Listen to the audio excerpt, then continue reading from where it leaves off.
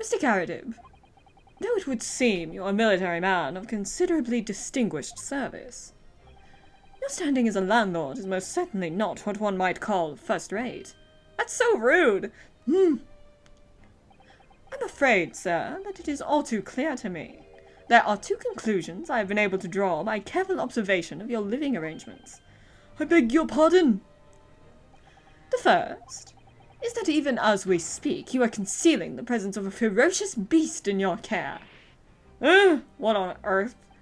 And the second is that as a result of the beast's violent rampage, you have lost something very dear to you. Mr. Darhoudon, look! The old man's broken out in a cold sweat. Unbelievably, it seems Mr. Sholmes' conclusions are both spot on. How could you possibly? How could I possibly know, you mean to inquire? The answer couldn't be simpler, sir. For in the dense jungle of logic and reasoning, I am the king of beasts. And I know only too well that wild beasts are not easily tamed. Believe me, I've tried many a time. So, shall we begin? Once again, Herlock Sholmes is proud to present his Logic and Reasoning Spectacular! Yeah! Let's go! Yeah, we get the music going!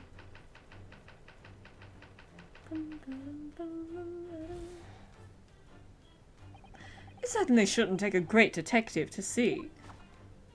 Yeah, that a fearsome beast has been on the rampage of late within these four walls. Thus we are faced with the question, what form might this beast take? For a man with military breeding, your eyes are uncommonly candid. Your furtive glance, that was not a glance, he glared. Mr. Garrett leads us directly to the answer. The true nature of the beast that has run rampant here is revealed by that lion statue. Yes, though an army man, you appear unimposing at best. Oh my gosh! A fact that has fueled your admiration for the mighty lion, the king of beasts. What is this piffle, I ask you? For real. In the end, your admiration became so great, in fact, that you had a living, breathing specimen shipped from India, which you tried to keep in this very house. Sholmes, what? What? What was on his face? Yet living with such a wild beast proved more difficult than you had imagined. The chilling traces of a wild rampage are still very much in evidence. Well now. Yet as we look around, the beast in question fails to present itself. Where could this angry creature have disappeared to? It's turned into the statue, madam. Oh, okay. Me? I pray you do not consider me unchivalrous, but it is plain to me with one glance in your direction. It is? Your dress pocket gives us a handsome clue as to the beast's current whereabouts. It's hiding in your dress pocket. For protruding from it is a handbill advertising a circus show. That was a sad reading. Yes, you sought to dispose of this terrifying lion, Mr. Garradib, at Batty's Circus, a travelling show currently sojourning in a nearby park. I have observed the tents. You sold the savage lion, sir, to the circus troupe. I most certainly did not. I turned it into that statue. I believe I have made my point. The fearsome beast which ran amok in this room was an Indian lion. Is India known for having lions?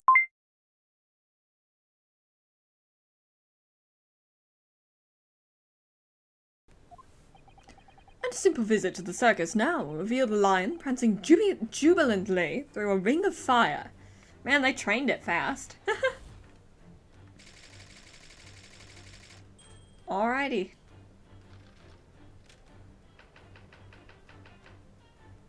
Aftermath. Now, Mr. Garradib, it is plainly clear that you still have deep feelings for this formidable beast. What? Indeed, in that blithe pose, the distress this loss has caused you is veritably tangible. Your head weighs heavy on your shoulders, the pain you feel being revealed by that supporting arm. Amid fits of tears, you let your beloved beast go. Aww. The strain of losing something so dear to you is clearly visible in your visage. Nonsense, man! I simply... But what we must now ask ourselves is the true cause of this pain. And we need only follow the direction of your gaze to find the answer. Yes, it is this pile of bills that has given rise to the pain you suffer. Every envelope contains another demand for payment. Oh. Okay. For cartloads of meat, potatoes, wheat and tea. Indeed, feeding your beloved has had a devastating impact on the financial circumstances of your household. And so you had no choice but to let it go. Yes, well, what? Now, in a final fit of rage, the ferocious beast carried out one last unimaginable attack. Unimaginable. The aftermath of which can be clearly seen by observing the carpet over there. Very expensive woolen carpet, if I am not mistaken. Oh, dearie me. What could have caused such a destructive outburst? Ah. This time, madam, I'm afraid it is you who has inadvertently revealed the truth to me. Your wandering eye has settled upon the answer very neatly indeed. Yes, to explain the dire state of the carpet, we need only look at the Tower of Cakes. Ah. There is no creature more dangerous on this earth than a beast with an unsatiated appetite. Trust me. Trust me, Iris says that about me all the time. Was it or was it not once said by a certain noblewoman, if they have no bread, let them eat cake? Food is at the heart of all tragedy, in fact. Whatever do you mean? Having tired of the taste of cake, the beast began to stalk its next prey, the carpet. I'm sure I need not spell out the nature of this final attack of destruction carried out by the beast. There is only one logical conclusion. Worked into a frenzy by hunger, the lion attacked and ate the carpet. The teeth marks in the carpet are a perfect match with those of a lion I once saw in India. What are you talking about? What? The teeth marks in the carpet are perfectly match with a lion you saw once in India, even though you can barely remember the details of a case you solved like a month ago. I swear.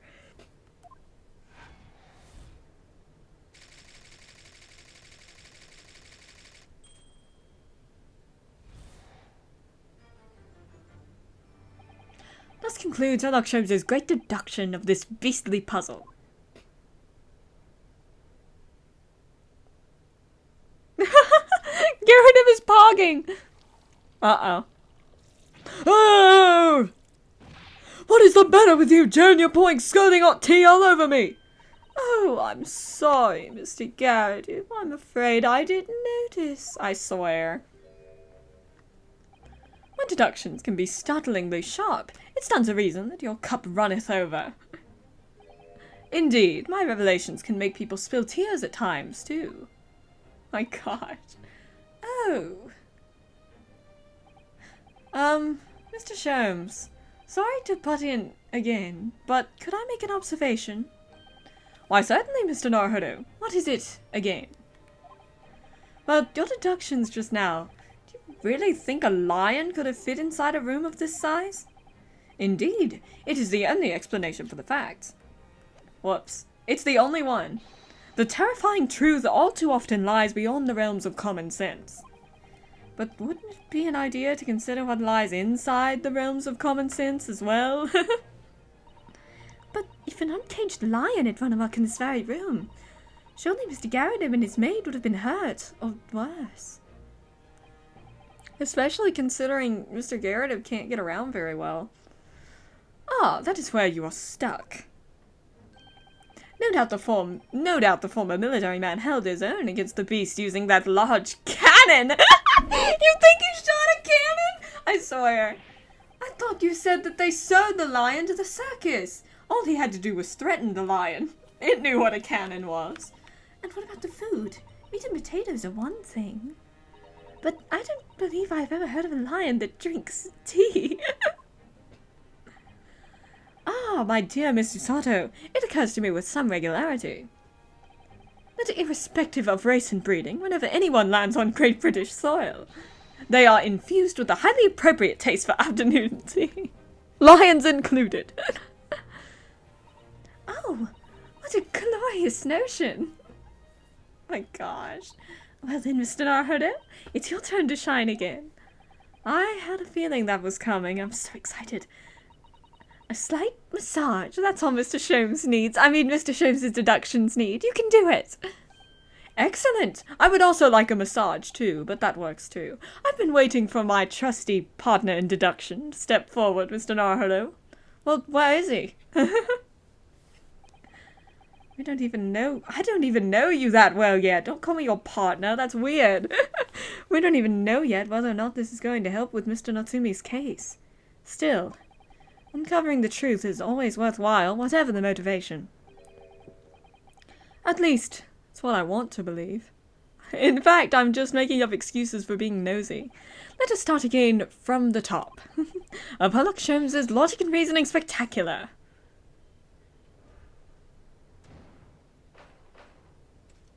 Yeah! The true nature of the beast that has run rampant here is revealed by that lion statue. I really didn't see the lion thing coming.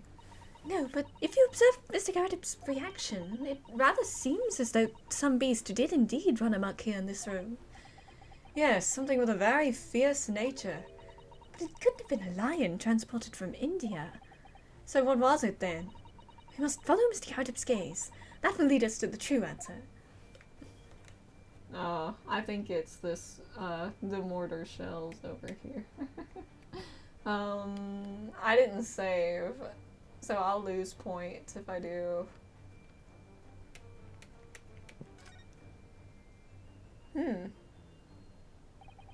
What's this photograph? It appears to be from Mr. Garrett's wedding. To me, it looks like he's holding a baby. Like, that's what it looks like to me. Not a baby, but like a child, you know? That's just me, though. He looks very happy, doesn't he? He does, but you can't make out his bride. Maybe if you took it out of the frame, you could. No, how unfortunate. Something must have struck the glass directly over the woman's face. Wonder what happened. Probably best not to delve too deeply here.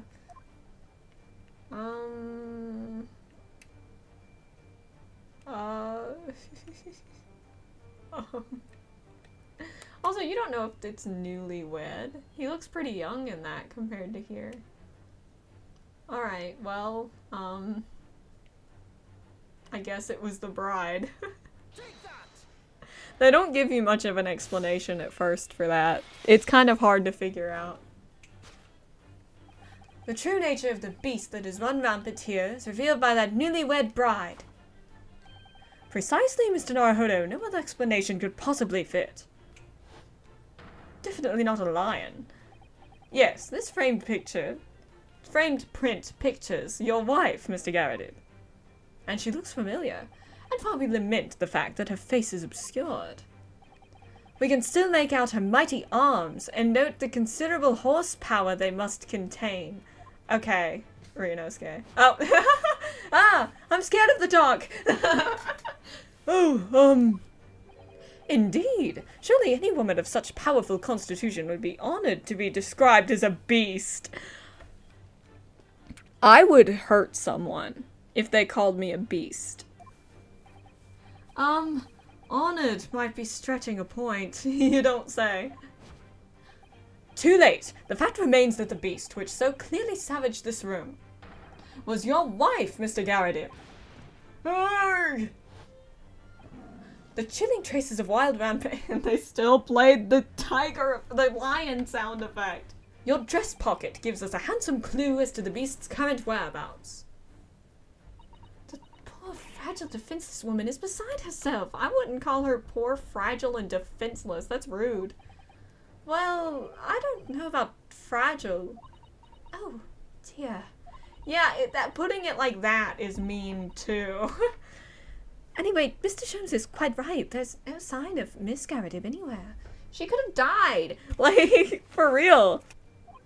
But it seems there may be a clue as to her whereabouts. A clue that this maid is trying to hide. I wonder where Mr. Garrett's wife could be. Wonder who the camera is situated around right now. Ah, wedding ring. She's wearing a very large ring, look. Oh yes, a sunflower design with some rather nice embellishments.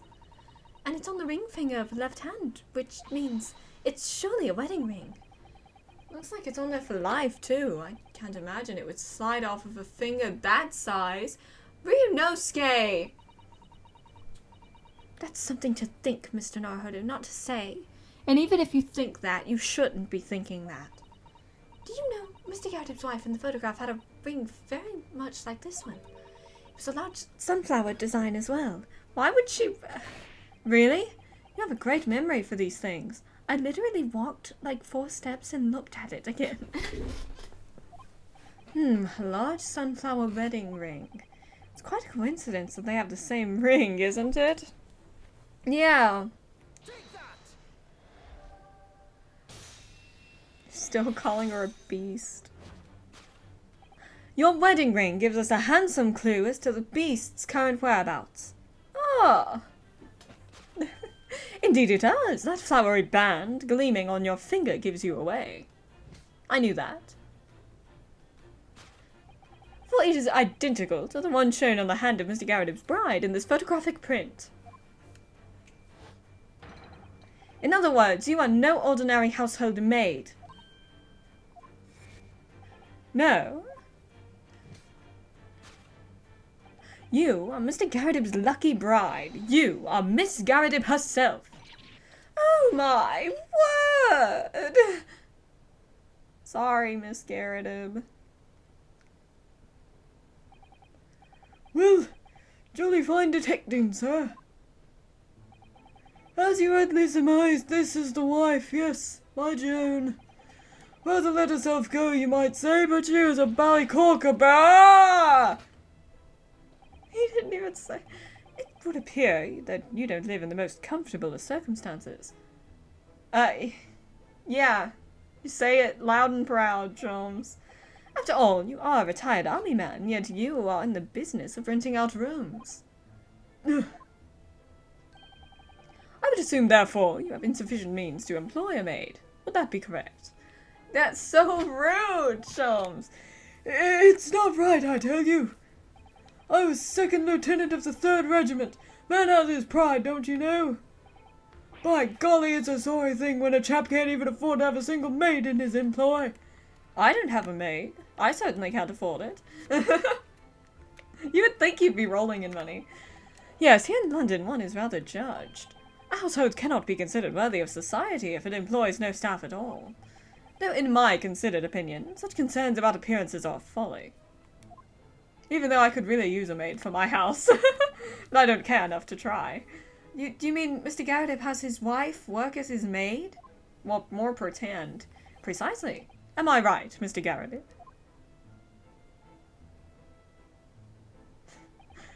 Only in company, obviously. But listen here. This must remain a secret. Even though wives were also treated as maids back in the day, too. They didn't really have any other purpose. Tip-top secret, please. Alright, I'm gonna go tell everyone I know immediately. So rude. Yo! Music's ramping up. Now, Mr. Garrett. It is plainly clear that you still have deep feelings for this formidable beast. I would hope so, it's his wife. Indeed, and that I suppose the distress this loss is quite veritably tangible. Oh? Your head weighs heavy on your shoulders, the pain you feel being revealed by that supporting arm. Mr. Sholmes is quite something. He's still calling Mr. Garrett's wife a beast. Yes, as a woman, that feels rather uncomfortable. Thank you, Susato. But Miss Garrett is standing beside her husband as we speak. In other words, he hasn't lost his beloved at all, has he? Oh, how true! So perhaps that supporting arm seems to be propping up his head. Has some other significance, then? According to Mr. Sholmes, Mr. Garrett's pain is tangible, though. What could that pose of his really signify? Okay, so all you can look at is the supporting arm and the pipe.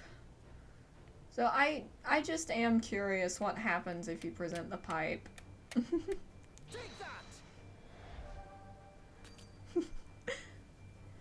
It seems to me that your large pipe, Mr. Garrett, must be very heavy. Having that thing hanging out of your mouth all day would cause anyone's jaw to ache. You must give up smoking. It's the first step towards a pain-free life. Based Ryunosuke? Let's go. I smoke all the time. What precisely was your intention with that, Mr. Naruhodo? Following the natural progression of deduction, sometimes truth hurts. Well, the truth is, you do not have a turn for observation or deduction. Did that hurt? Okay, so he uses the same dialogue. Alright, I wonder if it has something to do with that.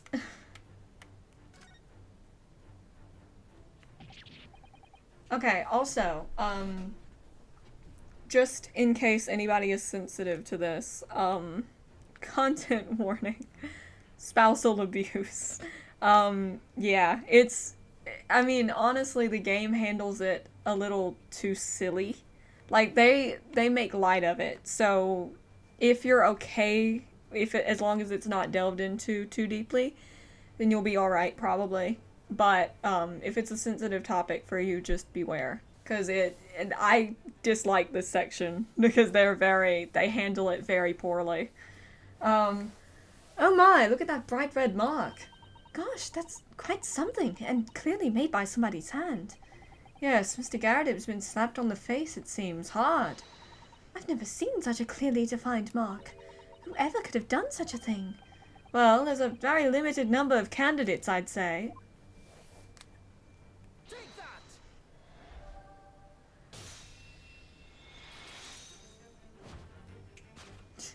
So mean. Your head weighs heavy on your shoulders. The pain you feel being revealed by that slapped cheek. Gotcha. And of course, the deliverer of that impressive mark on your cheek that refuses to fade. Was you, Madame Jane Garredib? Oh my gosh! Don't tell me she's crushing on Sholmes. How old is she? Hold on. Actually, she's closer to Sholmes' age than she is her husband. Yikes. I mean, everybody falls for Sholmes. Like, I'm falling for Sholmes, you're falling for Sholmes, everybody falls for Sholmes. Well, yes. Oh my gosh. You have been desperate to hide the slap mark on your cheek, sir. Ugh, this poor guy. He can't get around well and his wife hits him. It's horrible. What the places did you work that out, man? I looked at you. Nothing escapes the notice of one trained in the art of observation, my dear fellow. That's why you haven't looked directly at us even once. Uh-huh. To keep your other side from view. Well, Now, let us proceed to the next conundrum. Why were you subjected to such a violent slap? In other words, we must ask ourselves what caused Madame Garredib to fly into a rage. And we need only follow the direction of your gaze to find the answer. Oh, we've changed direction. Well, not really. Yes, it is this pile of bills that has given rise to the pain you suffer. Didn't Mr. Sholmes say that the bills were all for the lion, father? Yes, but now we've established that the lion never existed. Which can only mean that the thing responsible for gobbling up all that food was Mr. Garredib's wife. Mr. Naruhodo, she's a person, not a thing! Thank you, Sasato's based. Yes, well, I don't think women are people. She's also a person who gave her husband a mighty slap round the face. Okay, you've also got a point. Once so hard it left a perfect hand mark, in fact. Yes, why would a woman want to hit her husband with such force, I wonder, or at all? I'd love to know the answer to that question. I think it's this broken plate. Wait, I never saw that before. I literally never noticed that. Oh dear, this plate has been smashed to pieces, and nobody seems inclined to tidy up the mess. Perhaps it's some sort of high art. Really, Mr. Naruhodo? Really? Well, anyone who has a cannon on display in their living room is clearly a little eccentric. Yes, let's call it eccentricity. Well now I kinda have to. We're gonna lose, we're gonna get a penalty for it, but like, I kinda have to. What causes the most pain to any man? The answer, of course, is breaking one of your favorite plates. What am I going to eat my dinner off now, you cry, but no one hears your sorrow. What spectacularly contrived logic led you to this mindless conclusion? Oh, well, it's supposed to be a logic and reasoning spectacular, so I thought I'd contribute. Well, this is my show. Yeah, it's the same. Okay. If anything, I would think that he would say that he broke her favorite plate, and so she got mad, right? You would think that. Wait. Sorry, I wasn't... Mr. Garrideb and his wife seem to share a very deep and loving bond. I don't see it, personally. I see an abuser and a victim. I don't see a loving relationship here. Perhaps, but it's said that the stronger people's feelings are, the more fiercely they react to betrayal. You seem to know a lot about the ways of the heart, Mr. Naruhodo. Well, you know, we both just went through it. I've read it in a popular novel that I borrowed from Kazuma. Aww. So we're looking for a reason why Miss Garrideb would have felt betrayed by her husband, then. How peculiar. What is this? Oh, what is this? Ah, someone must be reading this book at the moment. There's a bookmark here, look. Mr. Garrideb is clearly an avid reader. That's all that they did in 1899. Oh, wait a minute. I don't think this is a bookmark. Oh, no, so it isn't. It's a note written in a woman's hand. Oh, James, I love you. Yours, Mary. And look next to the signature here. Lip marks made with lipstick. Oh, what a passionate and romantic gesture. Don't get any ideas, Hisato-san. Oh dear, I'm sorry.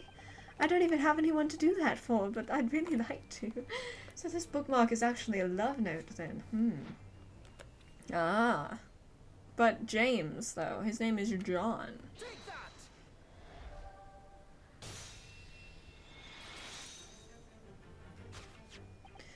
Yes, it is this love note that has given rise to the pain you suffer. Oh, James, I love you. Yours, Mary. Passionate indeed. Perhaps the sender of this note, a certain Miss Mary, is the fly in the ointment here. Ah, stop it! Yeah, but I don't know the Bali woman. You don't know her? The note wasn't written to me. It was just in the book. I don't know how it got there. Well, did you borrow the book from a library? Then, like, that makes sense. It was just in there, you say. That's right! That's what I've been saying! Ah! A likely story. Now listen here, Joan, thing I explained at the time. I bought the book at a second-hand place, and that note must have already been in there. See, like, I kind of feel inclined to believe him. So, the previous owner of the book was using the note as a bookmark, you mean? That's right! That's what I've been saying! Ah! A likely story. For heaven's sake, woman, look at the name. It's written to James. My name, in case you'd forgotten, is Jog! A likely story. What? A likely story that your name is John. You've been lying to me for all these years. Your real name is Mary. What? Oh my god, okay, I didn't expect my brain to turn that way, but here we are. Oh, are you questioning my name now, right? Stop it! Gosh. And there we have it. Arouse the suspicions of the female heart, and you unleash a beast with the most ferocious bite. Okay, Sholmes. Apparently the real Sherlock Holmes was extremely misogynistic, so if anything, this version is, like, fairly decent compared to the real one. Not the real one, you know what I mean, the original, the OG. From the games, like I said in that one video. From the original Sherlock Holmes games and written in the 1800s. Ugh. This poor guy, man. Even if he cheated, he doesn't deserve this. Now, in a final bit of... Yeah, this is already... Yes, to explain the dire state of the carpet, we need only look at the Tower of Cakes. Yeah, that doesn't make any sense now. But surely Miss Garrity didn't eat the carpet? I like to think that she thinks it's funny. No, of course not. But there doesn't seem to be any doubt that the state of disarray that this room is in is a result of her wild temper. No, that's true. So this is the last part of Mr. Sholmes' deduction that we need to fix. We need only to follow Mr. Garrot's gaze, and that will tell us the real answer. Alright, let's see what we can see. Yes! Yes! I actually forget what the answer here is. I'm guessing it's the candlestick? I can't look at this candle, can I? Whew. Excuse me. The carpet here has been ripped to shreds. Yes, and according to Mr. Sholmes' stupid deduction, the tears match those made by an Indian lion's teeth exactly? Oh, look here. What is it? If you look closely at the edge, you can see scorch marks. Oh, yes, so you can. In that case, maybe the lion breathes fire. Perhaps the carpet wasn't eaten in the normal sense at all. Let's rethink this with that in mind. Okay, so it's the candlestick and the fact that it's missing one. This looks like a very old candlestick, doesn't it? The base looks too small. Surely it's very unstable, right? Looks to me like even the slightest knock would make it topple over. Oh dear, that would be dangerous. Wait, take a closer look at this. You need a closer look. There's one candle missing. Yes, I didn't notice that before. How? They're huge. Why is that, I wonder? Why is one candle of 3 missing from its holder? Surely. Yeah.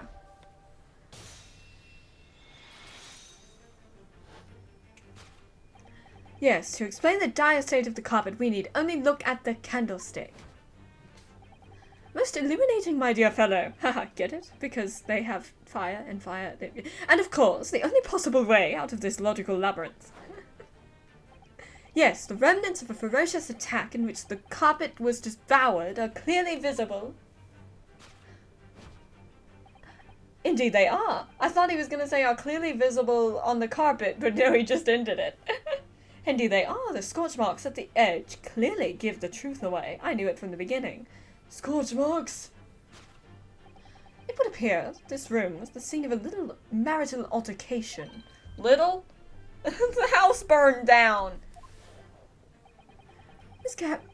Miss Garrett's mighty arm muscles left an impression not only on her husband's face. Stop it! Do we really need to show that? But on the entire room. The force of her strike caused a candle to fall from the holder. And in seconds, the carpet was alight and the whole corner of the room in flames. Yes, The most ferocious beast in this world is neither a violent lion nor a vengeful woman, but fire. Thank you, Sholmes. That's so true. And in this room, that ferocious beast bared its claws and ran amok. Yeah, the fire. Eloquently put, my dear fellow. So you see, there is but one conclusion here. Yeah! After the sparks of marital discord flew, the room was the scene of the fire. This room was the scene of a fire. You get my picture.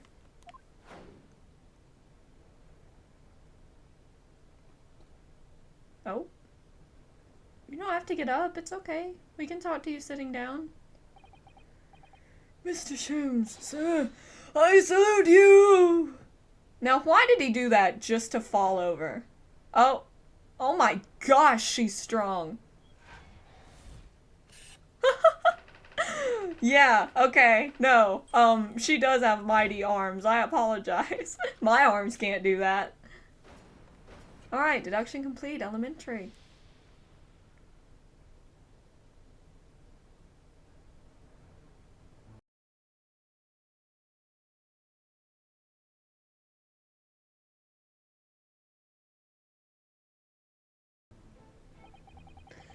It's these dashed long winter nights, you know. Nothing to do but read in front of the fire. Luckily there's a jolly good second-hand bookshop just around the corner. Buy all my old novels there. And in the pages of one particular novel, you discovered some rather illicit material. For which your wife admonished you harshly, it seems. Don't know about admonished. Demolished might be rather closer to the mark. And beast is most certainly an apt description. Ah! Here we go again. And the carpet, was that destroyed by fire when the candle fell on the floor? Afraid to say it was. Happened in the blink of an eye, you know. The whole place filled with smoke. Couldn't see a bally thing. I was caught between the old stick's rage and the raging flames. You paint a torrid picture, sir. One that would have been most entertaining. I swear, Sholmes. That's sympathy for you. Didn't take long for the fire to spread, of course. Bally furniture started going up as well. Had to hide the mess behind that screen for the time being. I see. Over here, Mr. Garrity? Well, you have nothing more to hide now, if you'll allow me.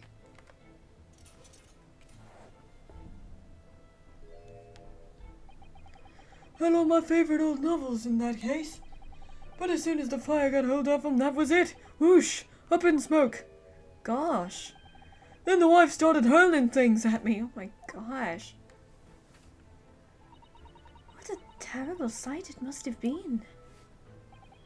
There was I back up against the window under heavy enemy fire. Incendiary books coming 10 to the dozen. Worst of it is I lost my favourite. Book called The Lion's Pride. Lion! The Lion's Pride? Oh yes, your notorious love of big cats coming through again. I assure you the title didn't influence my choice in the slightest. So the poor man really did lose something dear to him as a result of the ferocious beast's rampage. Mr. Sholmes's deductions turned out to be correct once again. Can only be described as a great British wonder. I tell you, it was total carnage. Flames everywhere and the old stick in full fettle. Out of interest, what time of day was that? Not sure I can remember. It's 2 days ago now. Let's see. Around 5 o'clock, I think. So at exactly the same time as a terrifying incident was unfolding outside your window on the street below. Even more terrifying on the inside, I can assure you.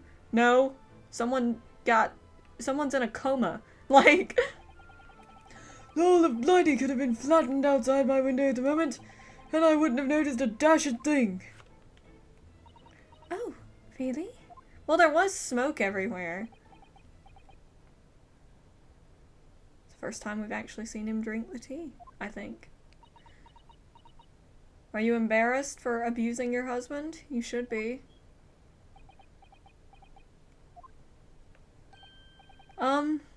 Mr. Sholmes? Yes, Mr. Darhodo. What can I do you for? For you. Same thing. Well, I think we've got to the bottom of Mr. Garreti's situation now, but what does it have to do with Mr. Natsumi's circumstances? He told you he had no idea if it would or not, if it would have anything to do with it or not. So, like, I can't help you there, I'm afraid. What? My dear fellow, if you recall, I did say as much from the outset. I warned you that although I knew the retired army man to be hiding something, I could not be sure whether his secret would prove to be of relevance or not. I just knew you were going to say that. I don't know if that's an angry way or like a, I knew you were going to say that. Like, I feel like it's not that one.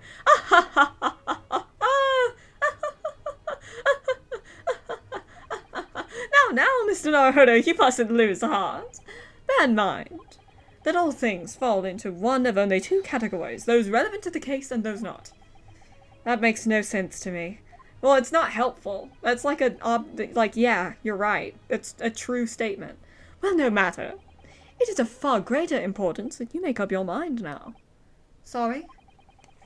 Visiting hours of the prison will be over soon. Oh no! Is it that time already? If we're to accept Mr. Natsumi's case, we have official paperwork to attend to. So that's it. No more time to think. Perhaps you'd like to betake yourselves to bidding us farewell now? I must prepare supper for Mr. Garridib. Can we take him with us? I really don't want to leave him alone with you. Oh, yes, I'm so sorry. I respect you for being an abuser. Gosh, I hate her so much. Thank you both very much for your time. Soseki-san will be waiting for us, and I'm going to have to give him an answer, and I'm going to have to voice him. Wait, is Sholmes still in here? Nope, he left. Or he's like standing directly behind us and our neck doesn't turn very well.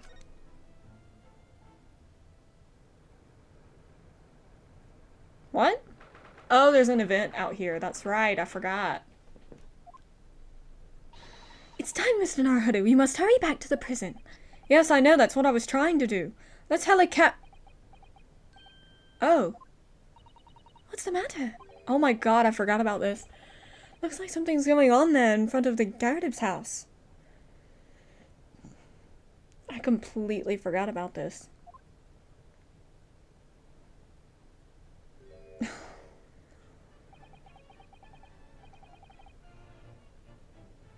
I really don't want to. I know thee not, old man, fall to thy prayers. Who are you calling old man, you rum-looking minimin? I have no idea. There are more things in heaven and earth, Horatio, than are dreamt of in your philosophy. Who's this Horatio fellow, eh? What are you on about? I think that's what he sounds like, I don't know. Excuse me? What the?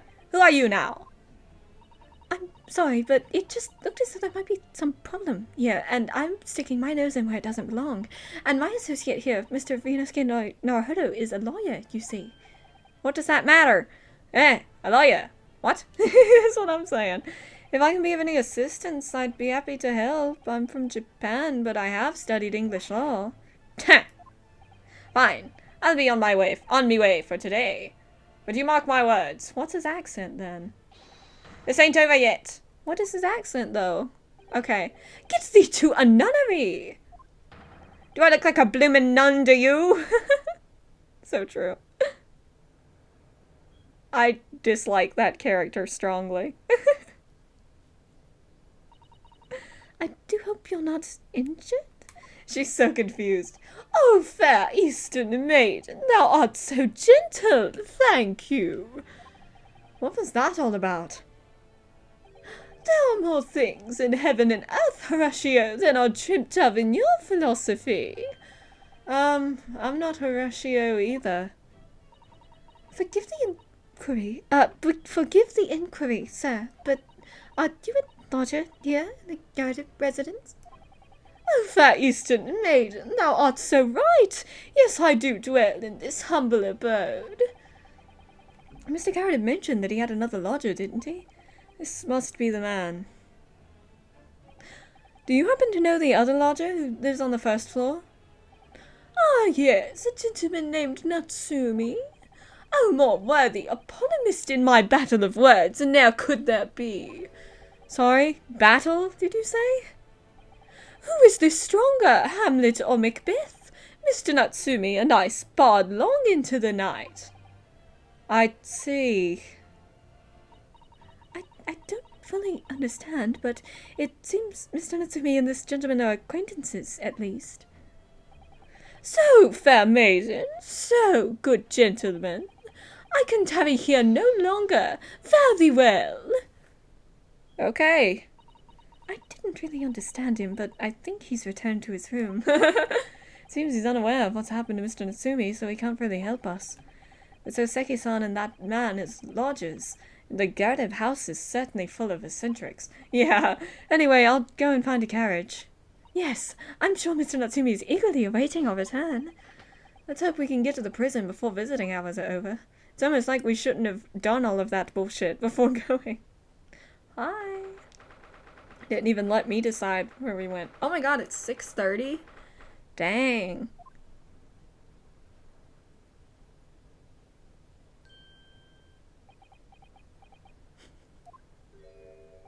Oh, it's you. You're here. You came. Locum student Mr. Naruhodo Esquire. You can't believe you came back! I'm so touched! We are so sorry to have kept you waiting, Mr. Natsumi. Oh no, think nothing of it. Relax. If I were a cat, I would purr with pleasure in the company of such fine compatriots. Noble, nurturing, never failing Nipponese! Thank you. Oh, now let's not get carried away. I might be wrong here. Oh, I quite agree. There is nothing more reassuring than the familiarity of one's native land. On the other hand... Okay, I was right. It is to friendship transcending international borders that one truly appreciates the fact. What? Such is my belief, at least. It's you! The miserable, rotten spy, Sherlock Sholmes! Mr. Sholmes, what are you doing here?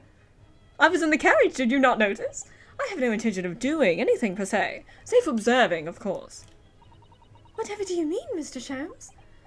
Well, having encountered some curious reading material in that gloomful room, and having unmasked the secret identity of that eccentric pair, I decided I should drop in on my way home to see how our divested friend is faring. Gloomful room. At least your accommodation here offers a window, my dear fellow. In that sense, it is the superior option. It was closed. Anyway, I must commend you on your taste in books. My day has been a delight, and it cost me not a penny.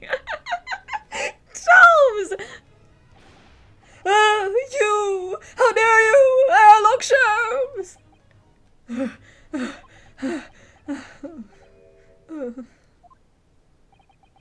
I've had it. I'm through. I'm at the end of my rope. I should never have come to Great Britain. It was a terrible mistake. Haunted by spirits in those accursed lodgings. No doubt my luck will be cursed at tomorrow's trial as well. My whole life has been damned! What are you thinking, Mr. Naruhodo? He mentioned that once before, didn't he? That his lodgings were cursed, I mean. And there is much truth in Mr. Moustache's words. What? Cursed is a wholly appropriate description, I would say, for the man's lodgings, and indeed for tomorrow's trial. What's that supposed to mean? I'm not telling. You have to figure it out. I speak in riddles. Okay. Mr. Natsumi, what did you mean by what you said just now? About the trial tomorrow being cursed? Oh no! Why are you looking at me so grave? You're making me nervous. I was just getting carried away, that's all. I didn't mean anything by it. Oh, I see. It's really agitated him. You don't mean the trial really is cursed somehow?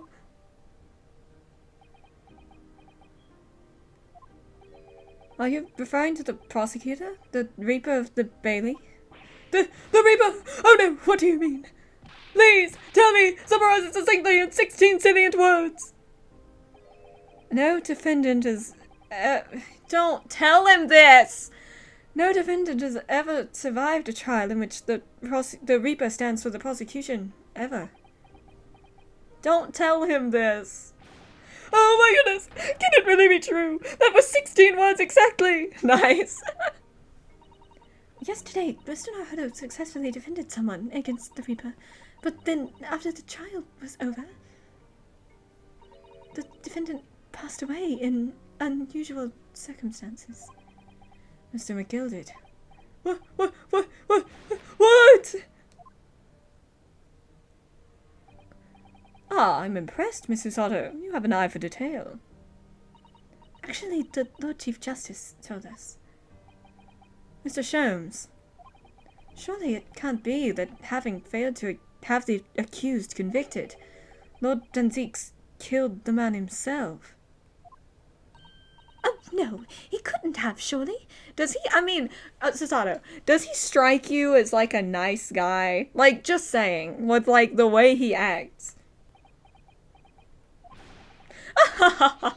You have some wonderful notions. Sorry? Oh, they're playing his theme song. The man isn't a mass murderer. He's a court prosecutor, my dear fellow. Oh, yes. Oh, why, of course he is. Ah, of course he is! Then why are you trying to scare me? It could be said, however, that the real truth about the man is even more terrifying than your hypothesis. What on earth do you mean by that? I swear, the Reaper, yep.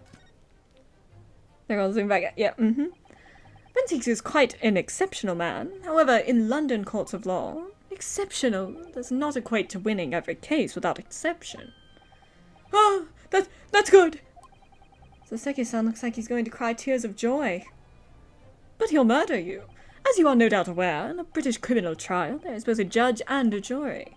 The judge officiates based on the letter of the law, whilst the jury offers public opinion and common sense. It is an excellent system whereby the defendant's guilt is considered from several points of view. However, public opinion in particular is somewhat easily manipulated. Right.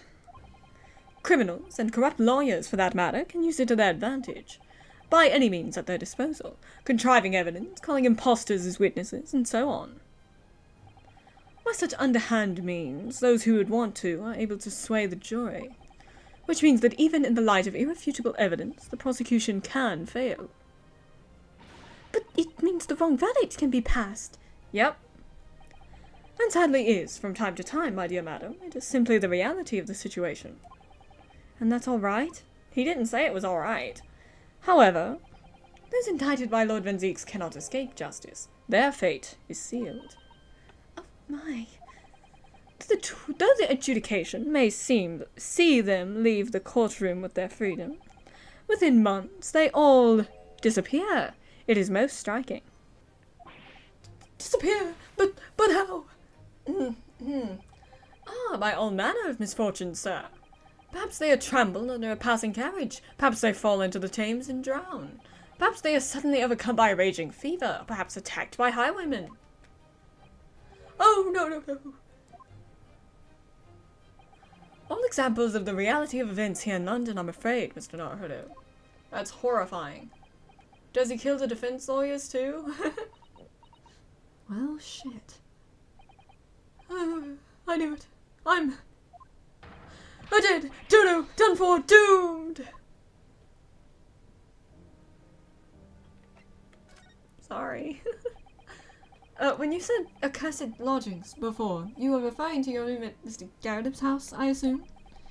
Do you mean to say you believe do you mean to say you believe the place is cursed? It's been a year now since I came to Great Britain. But I'd only been in London a week before I started to notice strange feelings in myself. That didn't take long then. Everywhere I looked, there were foreign faces staring at me, laughing behind my back. I was sure people were talking about me. I started to become nervous about going outside. They were always staring at me, all the time, from dawn till dusk.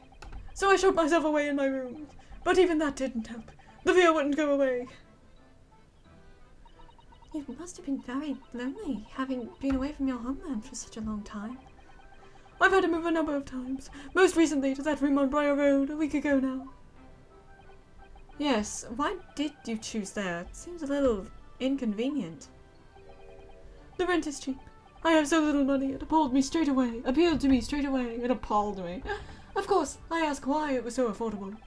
The landlord just simpered and said, "The room is cursed." Oops. He quickly tried to cover his mistake, but it was too late, so I told him, "If you have something to say, then say it! But if not, don't mention it in the first place!" Yeah, for real. Yes, well said. But it was true. It was all true. You mean the room really is cursed then? Ever since I moved into that windowless hellhole. My sleep has been plagued with nightmares. I awake feeling as though I'm being choked to death. And in my waking hours, people stabbed in front of me as I walk down the street. Is this a regular occurrence? I'm branded a killer, thrown into prison. Nobody wants to know me. Okay, I don't... Surely this is not, like, the 5th time this has happened. Nobody wants to know me. I'm surrounded by scary, sinister spirits. I love those so much. If only there was someone, just one person on my side. Or two, or three. Can no one find it in his or her heart to believe me? Really, no one at all. Give them the, I'd say puppy dog eyes, but I guess kitty cat eyes in his scenario. To believe, or not to believe? That is the question. Oh my gosh, really? Mr. Sholmes, can I have a word? Like, in private? Me, Mr. Naruto. Pray, what can I do for you? It's about the case on the SS Burya, if you recall. He's like, of course they're not going to talk about me. The Burya. Ah, that case. The one with the snake. Well, sort of. At that time, I was the suspect, but you believed in me and listened to my side of the story. And you helped us to investigate. I did I? Interesting. I don't recall. What I want to know is why? Why did you believe me? I see, yes. You mean... because you were a grimly dressed, shady Eastern fellow found with the victim in a locked room? Well, if you like, yes. I'm a little surprised that the answer requires explanation, my dear fellow. It's quite simple, really. You said I didn't do it. But I could have been lying. Surely you must have had your doubts. You must have suspected me a little. I think perhaps you have misunderstood. I neither recall believing in you, nor in that which you were telling me. What? You see, the only things I believe in are those I choose to believe in. Well, that's kind of how it works. What do you mean, Mr. Sholmes? That's just kind of how belief works. I made up my own mind about what is to be believed and what is not. If I should like to believe in something, I do. The circumstances can hang as far as I'm concerned. But I could have betrayed your trust. In that case, I should have made an elementary error in my judgment, nothing more. Betrayal of trust is an overused excuse, in my opinion. Meaning, whether or not one should trust another is in the final analysis down to oneself. It is a matter of whether or not one can trust oneself. Yes, he's right. Please, he's right, locum student Mr. Naruto Esquire. Oh, I love the long title. Whether or not I can believe myself. Oh, I knew they were going to show Kazuma again. A defense lawyer is only as good as his faith in his client.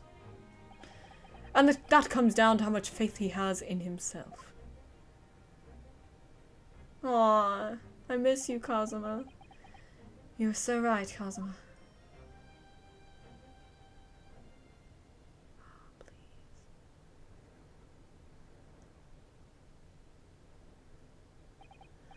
Well, my dear fellows, it is time we were leaving, I believe. Already? Visiting hours are over. The guard will be here shortly to escort us out. There is a restaurant near here that serves excellent trout. Would you care to join me? Aww. Oh, I would love to. Oh dear, there's never enough time, is there?